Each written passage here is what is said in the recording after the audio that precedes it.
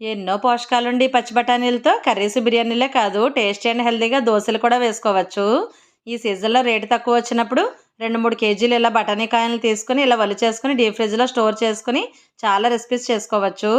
ఒలిచేసి waste అని పారేసి తొక్కలతో tasty recipes కూడా చేయొచ్చు. రెసిపీ కావాలంటే తొక్కలో రెసిపీ అని కామెంట్ చేయండి. వీడియో చేస్తాను. చిన్న, పెద్ద అందరికీ ఎంతో నచ్చే ఈ ప్రోటీన్ దోస కోసం మిక్సీ జార్‌లో ఒక కప్పు ఈ పచ్చి బఠానీలు, ఒక కప్పు గంట సేపు నానబెట్టుకున్న పెసరపప్పు వేసి, 4, 5 పచ్చిమిర్చి, 2 ఇంచుల అల్లం, చేతి నిండా తీసుకున్న కొత్తిమీరను వేసి, సరిపడా సాల్టు, నీళ్లు కూడా వేసి పెసరట్టు పిండిలాగా గ్రైండ్ చేసుకోవాలి. ఈ పచ్చి బఠానీల్లో మంచి విటమిన్స్, ప్రోటీన్స్, ఫైబర్ ఉండడం వల్ల షుగరు, కొలెస్ట్రాల్, ఇండైజెషన్ లాంటి ప్రాబ్లమ్స్ తగ్గి స్కిన్ హెల్త్, కంటి చూపు కూడా బాగుంటుంది. మంచి హెల్తీ బ్రేక్ఫాస్ట్ లాగా పొద్దున్నే హడావుడి లేకుండా సింపుల్గా చేసేసుకోవచ్చు. వీటిని పెద్దగా దోసల్లా, పెసరట్లా కూడా వేసుకోవచ్చు. పిల్లలకైతే ఇలా చిన్న చిన్న ప్యాన్ కేక్స్ లాగా వేసి పైన ఇలా ఉల్లిపాయ, క్యారెట్ తురుములు కూడా వేసి కొద్దిగా నూనె వేసి సన్నని మంట పైన రెండు వైపులా ఎర్రగా కాల్చుకొని టమోటా, ఉల్లిపాయ చట్నీతో నంచుకొని తింటే ఉంటుందండి. చిన్న పెద్ద ఎవరైనా సరే ఆహా అనాల్సిందే.